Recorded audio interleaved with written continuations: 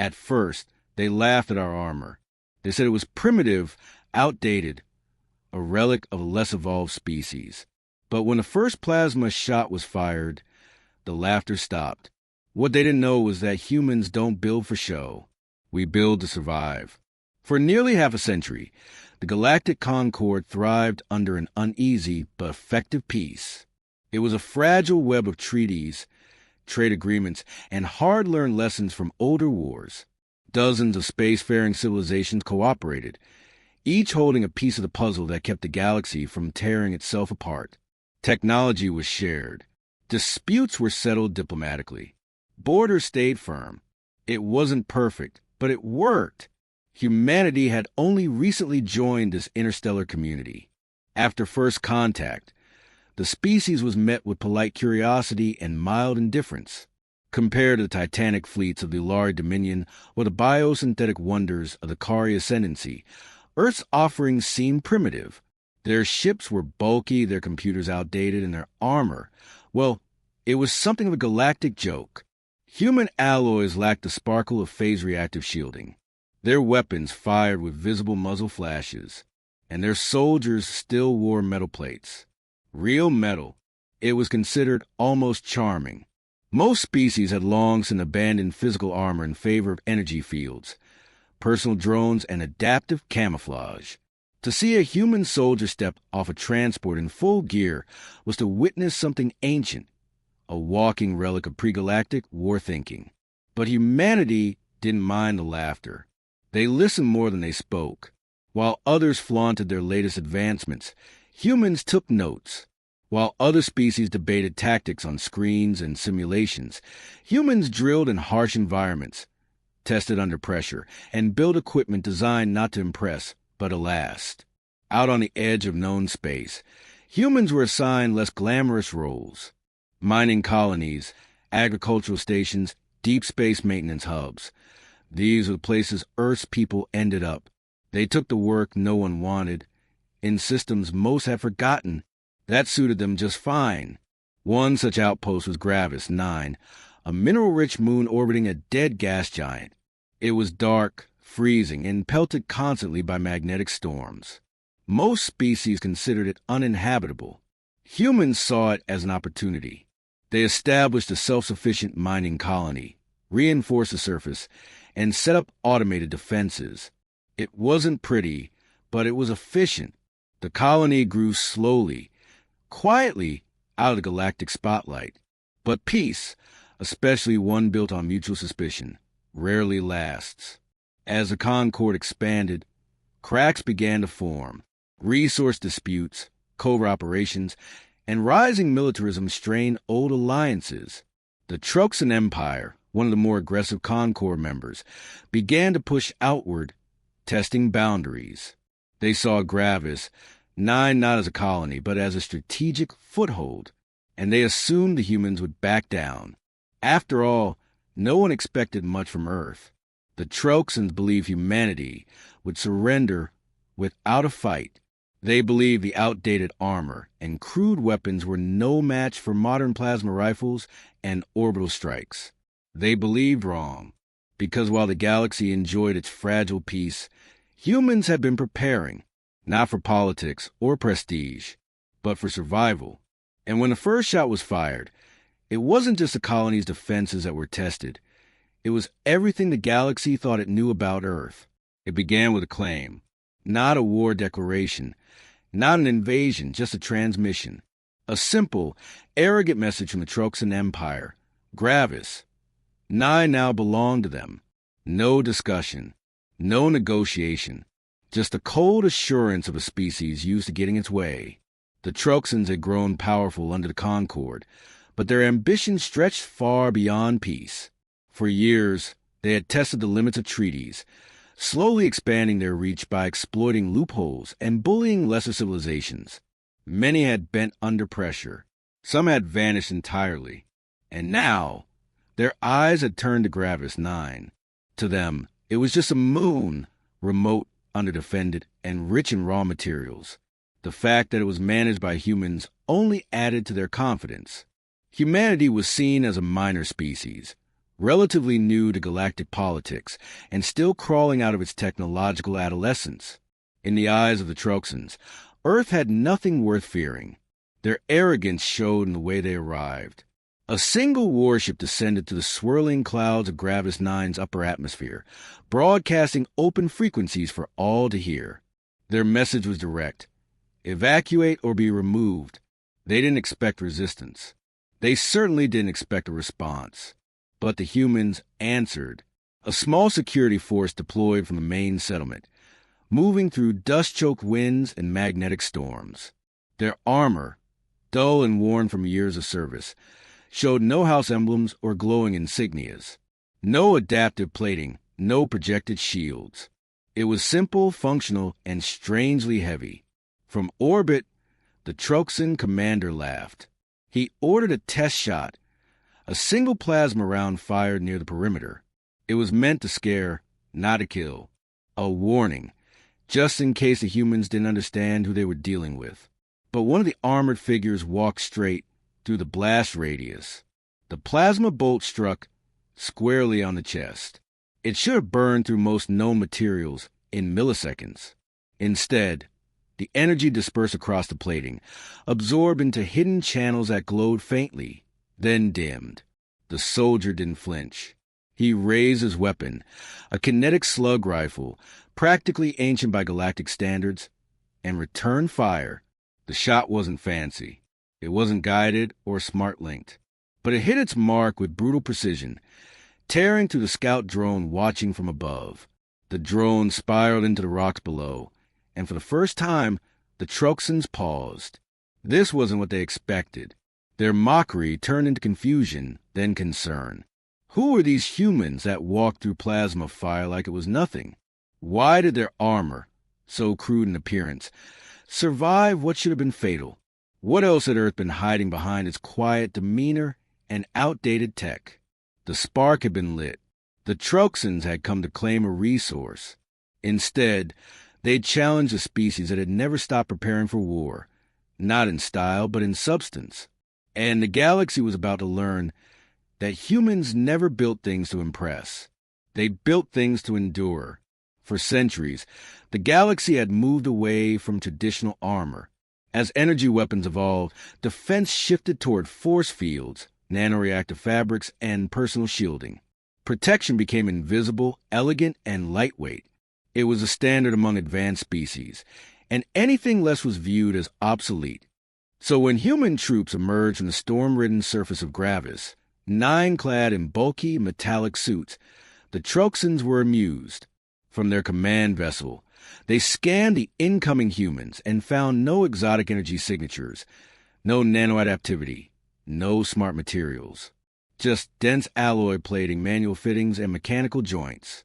To them, it looked like scrap, but the mockery didn't last. The Trelxans fired again, a concentrated plasma blast this time, aimed directly at one of the advancing soldiers. The bolt seared through the air, glowing like a miniature star. On any other battlefield, against any other armor, it would have been decisive, but the human kept moving. The plasma hit the chest plate and dispersed across the surface, absorbed by internal circuitry and funneled through a network of hidden capacitors. Heat bled through vents along the sides of the suit. For a few seconds, the armor glowed red-hot, then cooled, steam rising to the frigid Gravis wind. And still the soldier stood. The secret wasn't flashy technology, but smart engineering. Human armor didn't rely on energy shields that could fail or overheat. It used layered composites, titanium alloys infused with graphene, ceramic plates arranged to scatter kinetic force, and internal reservoirs designed to siphon and redirect thermal energy. Each suit was a product of 100 years of battlefield evolution, from desert wars to orbital boarding actions, refined not for beauty, but for survival. What the galaxy had written off as primitive was actually highly advanced in a different way. The systems inside the armor were intentionally isolated from external signals. They couldn't be hacked. They couldn't be short-circuited.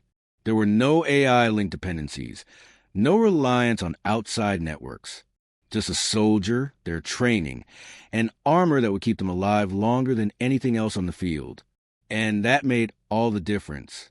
The Trelxans, who had once strutted across battlefields with shimmering shields and precision weapons, now watched in disbelief.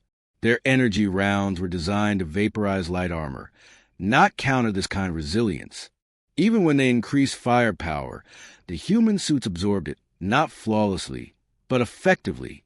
Some suits cracked, others were damaged, but the soldiers inside kept advancing. Suddenly, what seemed like outdated equipment was now a terrifying unknown. This armor, this relic, didn't just withstand modern weapons. It challenged the assumptions of an entire generation of warfare. The Trelxans, who had thought themselves untouchable, were now scrambling to understand how a supposedly backward species had turned basic materials into something nearly indestructible. And worse still, they began to wonder what else the humans had built that no one had noticed. Because if the armor was just a beginning, the war was far from over. The Trelxans had underestimated humanity. Now, faced with unexpected resistance, they did what empires do when their pride is wounded.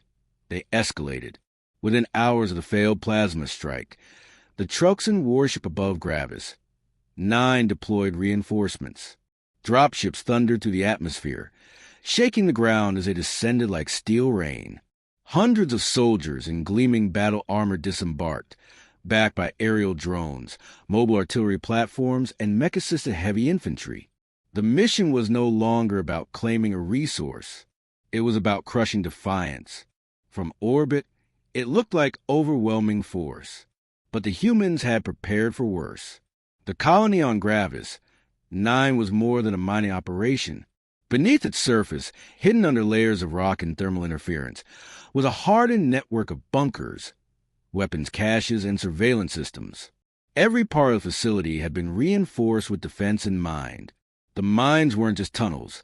They were choke points, traps, and ambush corridors. And the dust storms that once seemed like a natural hazard, they were allies to the defenders, masking heat signatures and reducing visibility for Trelxan sensors. The counterstrike didn't begin with explosions. It began with silence.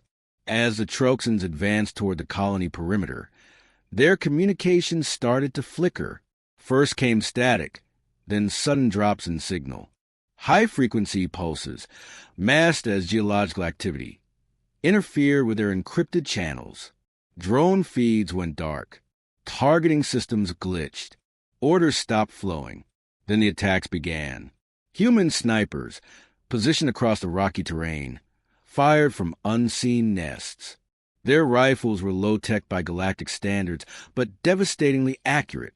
Armor-piercing slugs tore through Trelxan plating not with brute force, but with precision, exploiting weaknesses, seams, and exposed power lines. Entire squads fell before they could even identify the threat. Meanwhile, mobile turrets, disguised as mining equipment, came online across the surface. Each one calibrated to track heat and motion. They didn't require remote commands. They acted autonomously, defending their territory like angry animals. Dust drones, scattered around the battlefield, emitted sudden EMP bursts, disabling personal shields and frying external sensors. What was once a coordinated Trelxan assault rapidly descended into confusion. Units became isolated. Mets stumbled without guidance.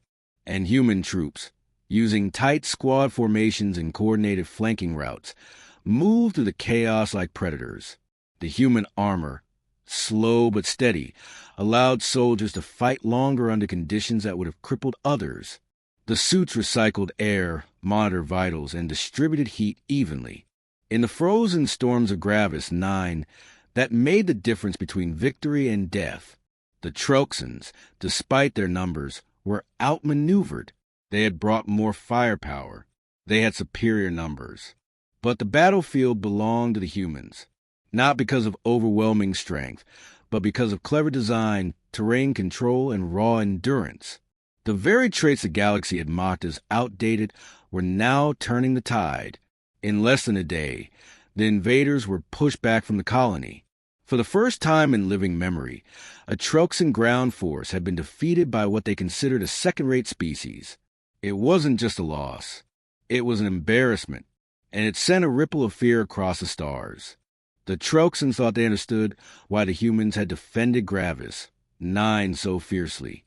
To them, it was about territory, pride, or perhaps a stubborn refusal to back down. What they didn't know, what no one in the wider galaxy knew, was that the fight wasn't just about a mining colony. It was about what lay deep beneath the surface, hidden from sensors, reports, and even official Concord records. At the heart of Gravis, 9 was a secret. Thallium core. Buried within the lower levels of the mine, this hyperreactive mineral had properties unlike any known element.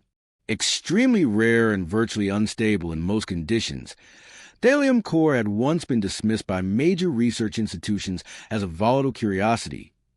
Too dangerous to mine, too unpredictable to weaponize. But humans had done what others hadn't. They studied it, carefully, quietly. While the galaxy debated its risks, human scientists discovered something extraordinary.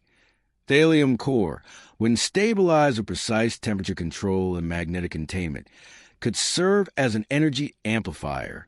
Not a fuel, an enhancer. It didn't just power systems. It boosted them.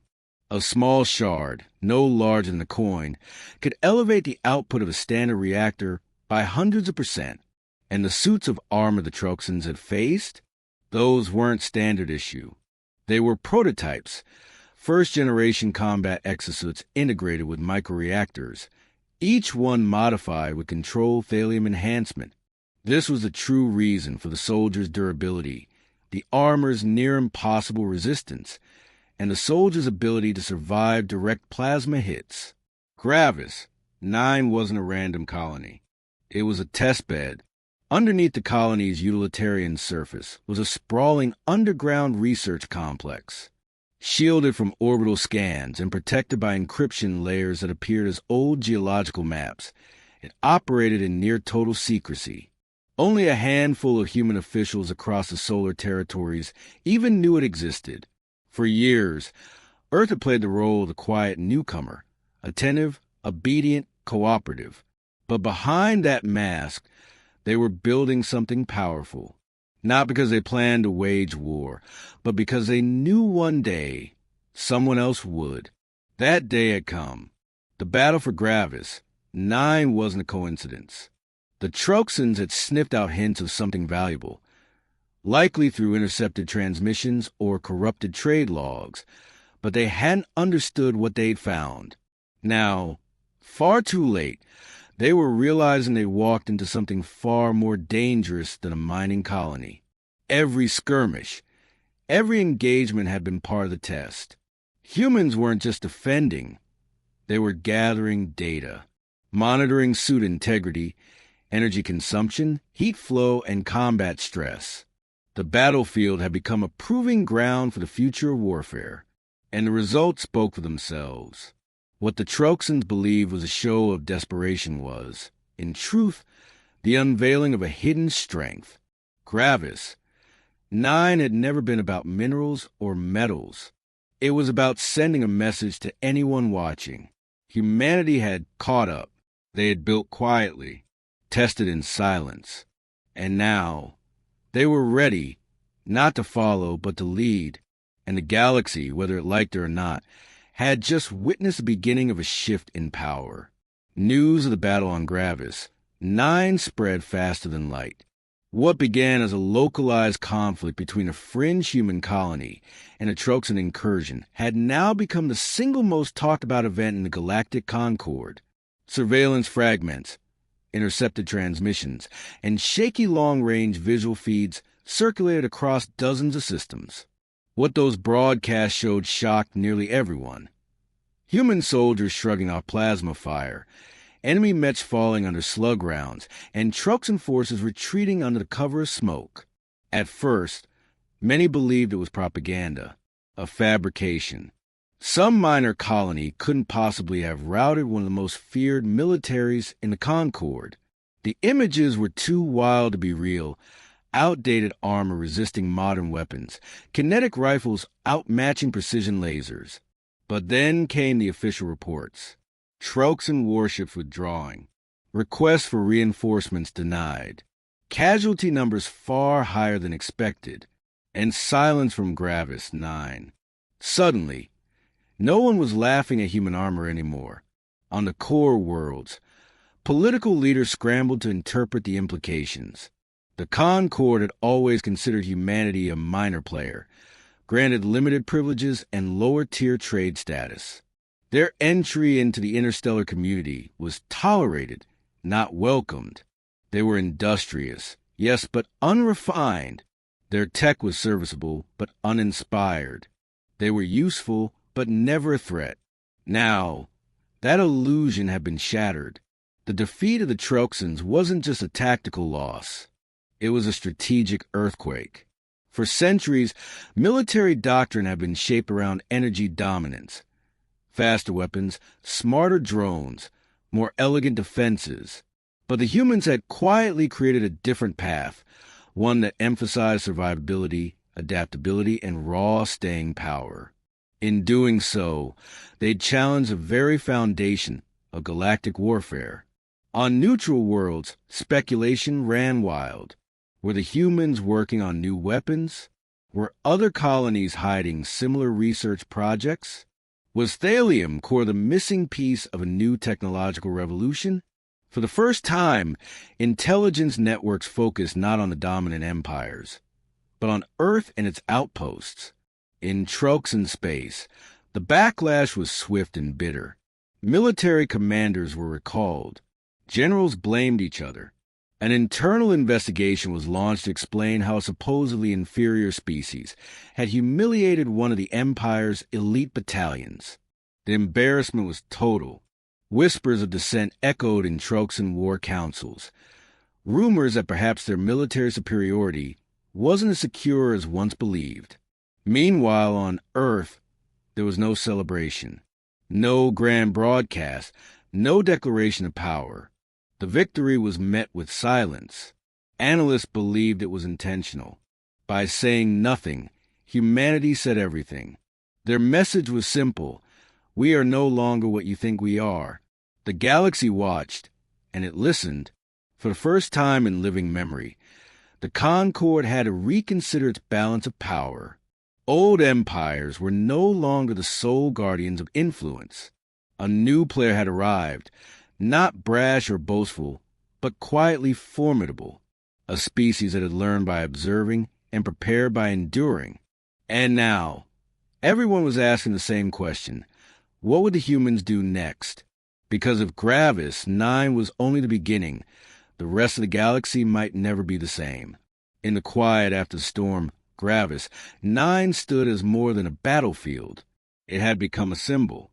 The colony, once a dusty outpost known only for its resource yields, now held a place in galactic history, not because of its size or importance, but because it had been the place where the impossible happened, where humans, long underestimated, revealed the edge they'd been sharpening in secret, where the concept of warfare itself had been redefined, not with grandeur, but with grit.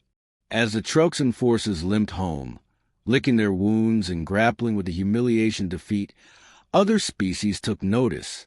Smaller civilizations, those often caught in the shadow of the great powers, began to reach out to Earth, not with treaties of subjugation, but with offers of alliance, technology exchange, and cooperation. For them, humanity's victory wasn't just surprising, it was inspiring. In a galaxy ruled by spectacle, the humans had chosen substance. While others built ships for show and weapons to intimidate, Earth had focused on survivability, utility, and perseverance. Their armor wasn't built to look sleek. It was built to last through the worst conditions and emerge standing.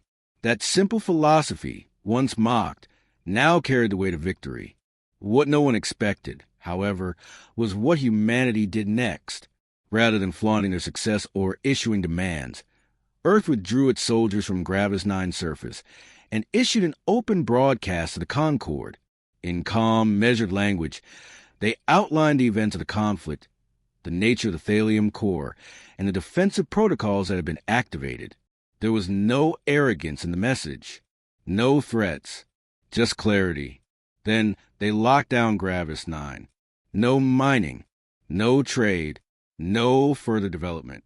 The colony was preserved as a research zone and memorial, patrolled only by unmanned drones and protected by an invisible perimeter of orbiting satellites. Humanity had made its point, and it didn't need to make it again. They had shown their strength not through conquest, but through restraint. That decision echoed louder than any battle. In the weeks that followed, whispers spread across the stars. Rumors of new armor prototypes, fleet retrofits, and additional thallium core deposits being secured on other distant moons. Observers noted changes in human ship designs, denser hulls, concealed reactor nodes, and energy signatures impossible to decipher. But Earth remained silent. That silence became its own form of power. In every military academy across the Concord, new simulations were written. Tactics were revised. Officers were told to account for the gravis variable, the unpredictable factor introduced by a species that refused to die easily. The term human armor no longer drew laughter. It drew concern. And behind it all, one truth had become impossible to ignore. Gravis 9 had not just been a defense of territory. It had been a statement. A quiet revolution against the established order. Not with overwhelming numbers or devastating weapons, but with resilience, ingenuity, and will. That was the legacy of Gravis 9. Not the fire, not the fallout, but the message left standing in the ash. We are here, and we are ready. Thanks for watching Starlight Sci-Fi. If you loved this HFY story, don't forget to like, comment, and subscribe for more tales of human grit and galactic glory. New episodes every week. Until next time, keep your boots on the ground and your eyes on the stars.